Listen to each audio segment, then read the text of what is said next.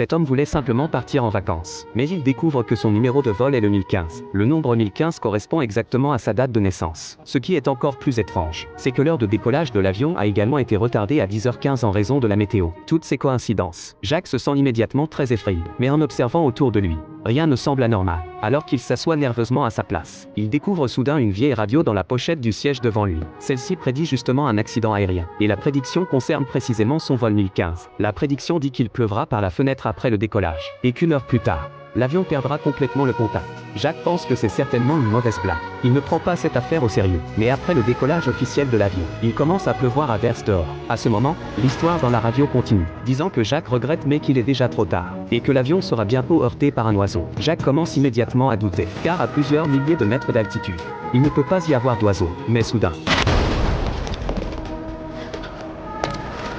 Jacques est instantanément terrifié. Il commence à douter de la véracité de la prédiction. Se souvenant que l'accident doit se produire dans une heure, Jacques se précipite aux toilettes. Il commence à se rassurer en se disant que ce sont des coïncidences. Bien que l'avion retrouve son calme après sa sortie des toilettes, Jacques a toujours très peur. Il appuie immédiatement sur le bouton d'appel pour faire venir l'hôtesse de l'air, demandant si l'avion n'a pas été heurté par un oiseau tout à l'heure. L'hôtesse est très perplexe en l'écoutant. Elle pense que Jacques pourrait avoir des hallucinations et le rassure en lui disant de se reposer s'il est fatigué. Mais juste après le départ de l'hôtesse, une voix se fait entendre derrière. L'homme derrière s'appelle John. Il dit qu'il était autrefois pilote. John lui rappelle qu'il ne devrait pas poser ce genre de questions à l'hôtesse, car si l'avion a subi un impact, on ne le lui dira jamais. Jacques est très perplexe en l'écoutant. Si la secousse était vraiment due à un impact d'oiseau, cela prouverait que la prédiction de la radio est vraie. Pour éviter l'accident qui doit se produire dans une heure, Jacques met les écouteurs et continue d'écouter. La radio dit encore que le vol disparaîtra complètement à 11h15. Avant de disparaître, le commandant de bord dira bonne nuit aux passagers par l'interphone. Alors que Jacques réfléchit nerveusement à une solution, un message retentit soudain dans les haut-parleurs.